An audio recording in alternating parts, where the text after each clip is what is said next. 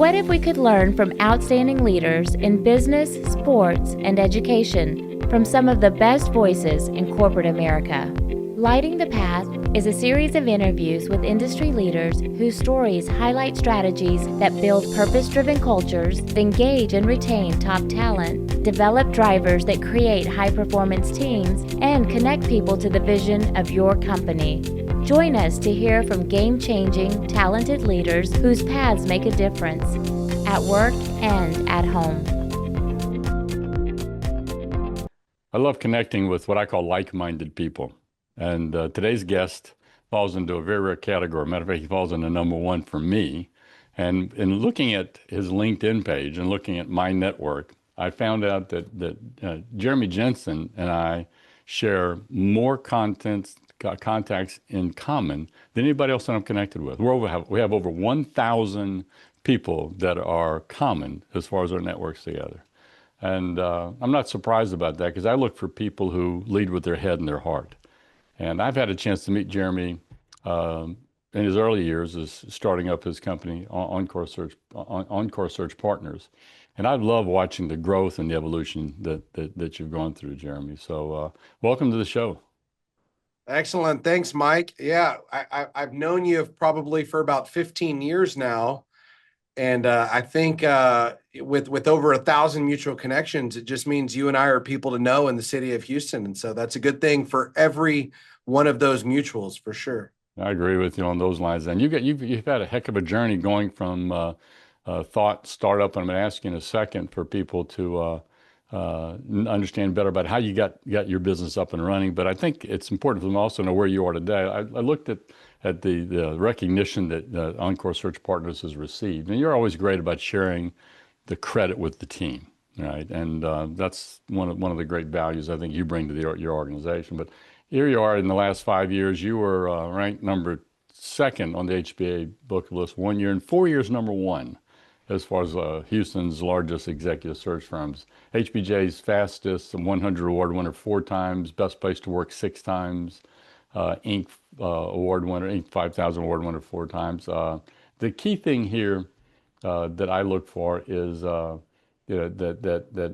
83% of your employees, when they come, and a lot of them have no experience in our business, but yet within a year's period of time, that they cracked the $100,000 income mark in a year's period of time. So in my mind, that makes the company that you have a place where people are really you're a dream maker, that people can get a chance to go if they're willing to work hard, make some things happen.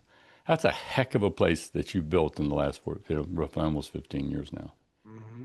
Yeah. Well, thank you, man. Yeah. A big reason of why we highlight a lot of those professional accolades is not necessarily from a brag standpoint, but Mike, I think in this age of AI and offshoring and automation, people can go put up a sexy website by hiring a subcontractor in the Philippines or just asking ChatGPT to develop some code, right? And everyone can look credible in a digital space, but you can't really fake revenue, right? No. You can't fake a 40-person headcount. You can't fake, making over 200 placements per year over the last 3 years, each and every year. And so in my mind, I think showcasing a lot of our wins is very, very congruent with our success because it showcases our credibility in the space. Yeah, well, you need to, because we've talked a long time about SEO, that search engine optimization. That was a big buzzword or whatever, but what we're finding now that's even more important is AIO, artificial intelligence optimization. How do you get found by the engines that are out there? And so I think by getting your story out there is great, but I think there's an important piece of your story, Jeremy, that people don't know enough about, and that's how you got this thing started. What was life like whenever you went from your marketing company to make that transition to say, I'm going to build a recruiting operation, and I'm going to build not only one, but one that I can scale and it's going to knock the barn doors off? Yeah. So to be quite honest, when I was 25, 26 years old and I started that first business called Market Share Solutions, I had no intention of creating a 40-person, executive search firm, to be quite honest. All I really knew is that I do email marketing really, really well. And if I can help generate leads for Houston business owners, then they would pay me a pretty penny in order to generate those leads. And so that was my first company. Steverson was a client of ours, in the very early years, Affinity Management, some other, small to mid-sized staffing and recruiting companies. And then I woke up one day in 2012 and I said, man, I'm charging these guys $4,000 a month as a managed service, and they're generating millions of dollars a year in revenue from the service that I provide. I said, I'm in the wrong business. I need to shut this down and start a recruiting agency. And so in January of 2013, I actually decided to start offering recruitment services. And then over the course of that year, 2013, I kind of weaned off all of my email marketing clients. And I looked at my business and said, I'm only going to do email marketing and lead generation for myself, right? And so even in the early years, I didn't run a recruiting desk. I hired recruiters and I just generated leads for those guys. And so that first year, let's say I generated 600,000 in billings. The second year, 900, the third year, 1.2, and then the rest is history. Last year, as I mentioned, we did 12.5. 12.5 across 28 recruiters. And then we've got about 12 non-recruiting overhead, right, that help contribute marketing, IT, systems optimization, right, data integrity. These are all of the positions that we have on our team that help increase the productivity and revenue production of our 28 recruiters. Yeah. So you went again from thought and you've scaled well. And I'm kind of curious, what have you learned in that journey that when people are trying to scale that you experienced when you were trying to grow? What are the obstacles you ran into in the early stages that you had to figure out a way to get over, around, or through that helped you to be able to build a thriving group? Yeah, I would say that, it's very difficult because I think just as human beings, we develop relationships with the people that we spend the most time with, right? And, those first recruiters that I hired 2013, 2014, even 2015, they were my very best friends, right? We would do fun stuff at the office together, outside of the office. I got to know their families, right? Their kids, their spouses. And, one of the things that I had to learn was that just because somebody helped get me here, if they're unwilling or incapable of helping me get to where I need to go, then they're probably not the right person for the team. And so in the early years, I kept people for too long, Mike, just out of sheer loyalty and camaraderie, right? And I kind of wish that I had top graded a little bit quicker, right? Because I think that we could have accelerated our ability to get to, 12.5 million today. And I think that if I was a little bit more of a savvy leader and business strategist, fast forward, I think we would already be at 25 million in revenue. And so I guess I held on to people a little bit too long, unfortunately.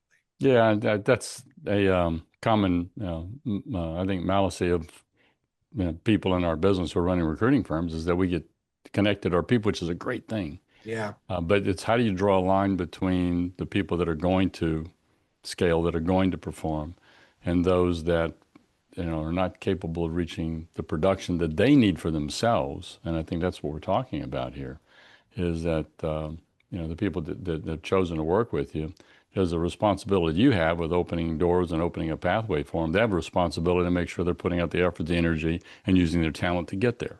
And that's the two sides of the coin, right?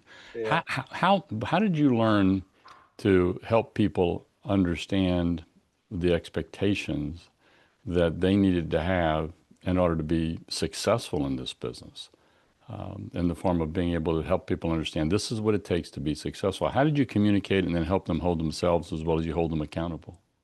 Yeah, no, great question. I think that with every single new hire that we made, we just took the predecessor's best KPIs, and then we raised the benchmark of what we said the minimum requirement needed to be. And so when you say, how did we communicate and hold them accountable to making sure that they were successful? Let's say the recruiters that we hired back in 2014, I just said, you got to make 100 cold calls a week and you got to get 5 submittals, right? Well, whenever those people started to phase out, the people who I hired in 2016 and 2017, now I was saying you got to make 200 cold calls a week. you got to get 2 job orders. You got to, you got to get 8 submittals, right? And so you fast forward, just constantly raising the floor is what I'll call it.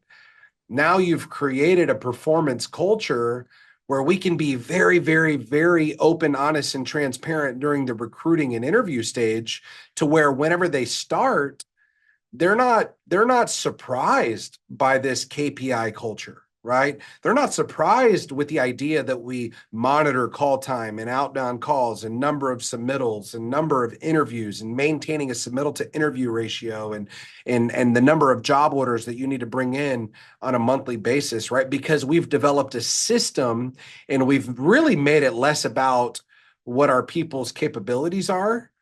And now we've migrated to really hiring people that get it, want it, and have the capacity to do it, because it doesn't matter if you've got 3 years of recruiting experience at Addison Group anymore, right? I can take a retail manager, I could take a restaurant manager, right?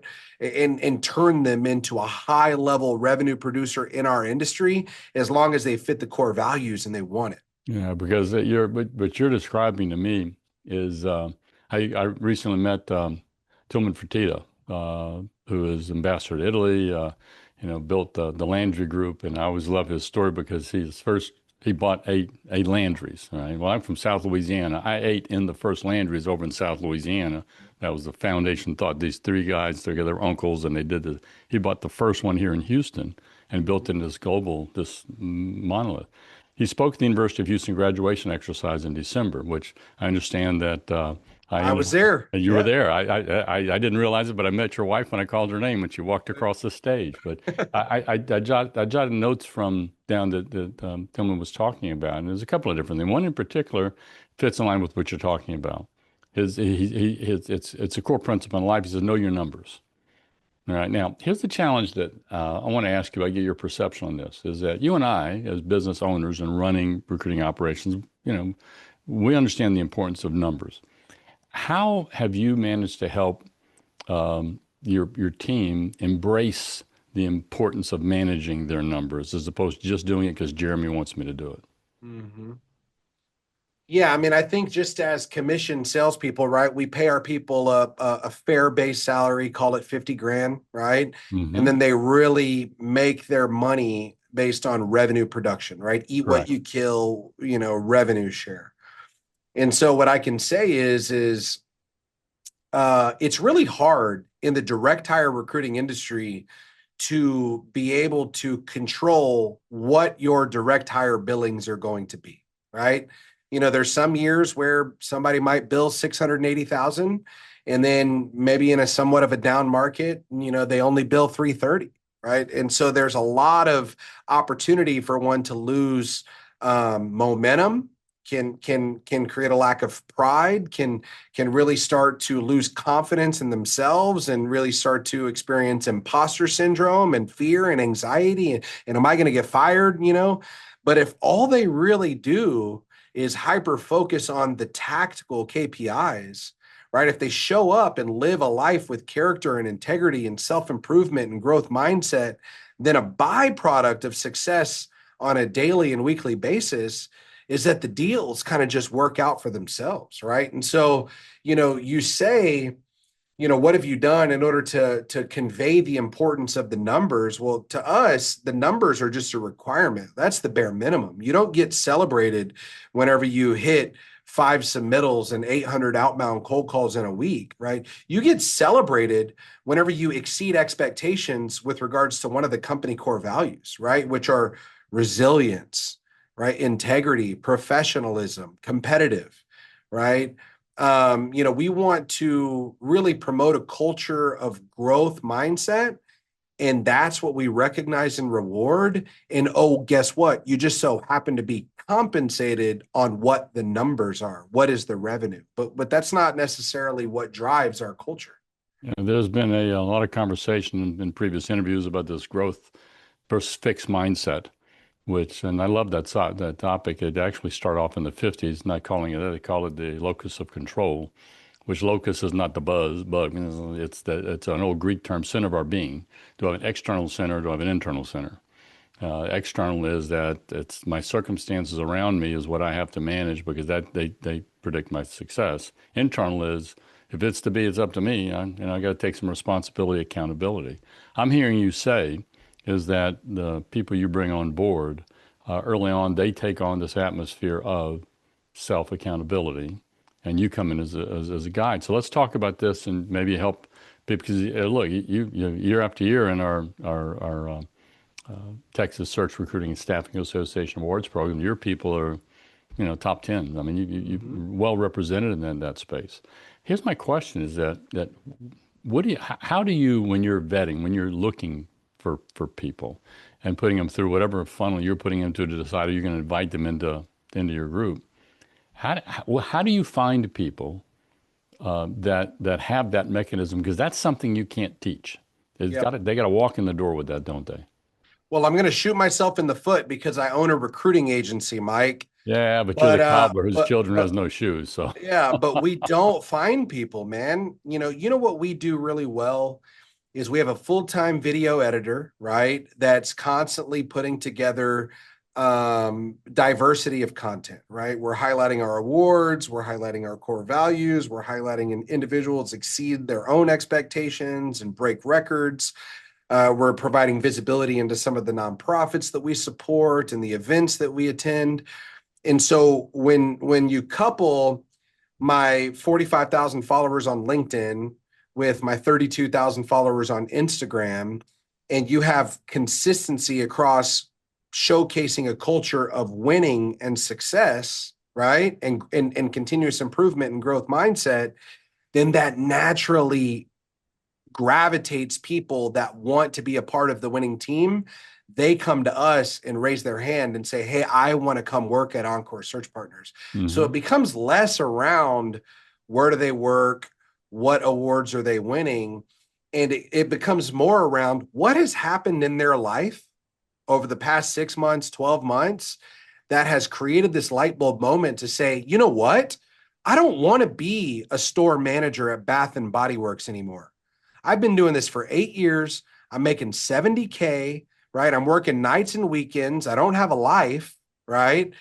I want to come work at Encore Search Partners. I want to kind of take 2 steps back because I know I'm going to take 10 steps forward. So when we attract those individuals that are ready to completely transform their life, it's not a matter of us needing to sit down and say, hey, Juan, you didn't hit your KPIs. What's going on, man? It becomes a matter of saying, these are the systems that if we've proven to create success and transformative income opportunities for the people on our team, hey, grab the bull by its horns, jump in, 2 feet first and make something happen, right? And we don't need to coach the wanted because he came in on day one and wanted it, right? We want people that want to be here and want to be successful. That's what we attract. That's what we train, and that's what we develop.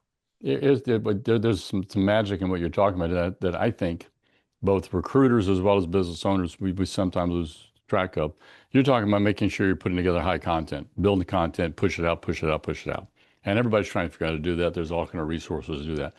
The greatest content in the world has minimal effect if you don't grow your network. Very true. You got to have your network. It's not Field of Dreams. Build it and they will come. You got to build it, and then you got to go out and you got to build pipelines to get that message out. And I think the most important number that we have, whether you're a recruiter, a business owner, is the size of your LinkedIn connection. Right? And there's no wonder that you and I have over 1,000 connections. What'd you say? You got 30,000, 40,000 connections. So I got to be in there somewhere. So because of your bandwidth is what makes that awesome. And I think that growing your network as a leader is critical, because that way it helps to get your message out.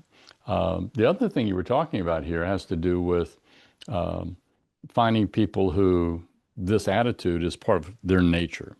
Now, I just was speaking to a couple of companies recently about this, and they're going through the vetting process to try to figure out, does somebody sound good, or is it really part of their nature? Is there something you and your team from a selection process have determined? How do you find out who are the people that really have that fire versus the one that just talk a good game? Yeah, that's a great question. So a lot of times what I'll do, so the way that our process works is The first phone screen interview is our senior manager of growth. Her name is Jacqueline Valle. She does the phone screen, right?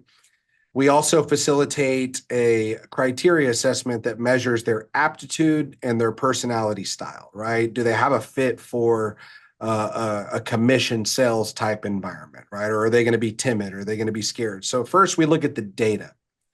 Once you pass the data and you pass the phone screen, then that goes to the division president and myself, whichever team that it's on, right? So let's say it's Casey and myself. If they get a face-to-face interview, I'm going to be honest with you, Mike. I put these candidates on their heels, right? I say, hey, hey, everything what you're saying, I really don't think that you have what it's take. I intentionally back them into a corner to see if they have the ability to fight for it, right? And you would be surprised at how many candidates got through 95% of the process and they have the opportunity to sit in that chair right there and have the ability and opportunity to close Casey and myself, and they fold 50% probably. I can see that. And what we want the people that can articulate themselves, that can fight for it, that can say, hey, actually, it's not on my resume, right? But unfortunately, my sister was in a car accident and doesn't have the ability to provide for her family. And so I'm stepping up in order to provide for my sister's 2 kids. And so making $65,000 a year is no longer going to cut it. I need to make 6 figures because my family needs more. Then they're not coming here, right, for sunshine and rainbows, dude. They're coming here to change their income trajectory of their entire life. Those are the people that I want to hire at Encore Search. Yeah. So what you're telling me is that, and I believe strongly in this. As a matter of fact, in some of the scoreboards that I'm building for my clients, is a category I put in that we have a tendency not to look at is we interview people and we look for people who are likable. And I think that's important because I call them magnets. You have to be a magnet in this business. You got to have people draw to you. Yeah. The second component, though, that you're describing is that not only can they be likable, but they have to have the power of persuasion. And grit and resilience too. Yeah. It's the ability to fight your way through things, be able to pull your way through, and then through that journey, through that battleground, be able to persuade clients or candidates or as a leader, coworkers or people on the team. The power of persuasion is really important for leaders to look for to pull in their group. And it doesn't mean to be overbearing. As a matter of fact, do they have the social skills to be persuasive? Thanks for joining us today on Lighting the Path, Strategies for Tomorrow's Leaders. If anything in this podcast speaks to you, if I've challenged you, or if you want to spend time digging into this subject a little deeper, or if you disagree with me, reach out. My contact information is on our website, lightingthepath.net, or email me at mike@mikelejeune.com. Also, look for me on LinkedIn. I'd love to connect our networks. Keep lighting the path for those who choose to follow you. It's more than a responsibility. It's an honor.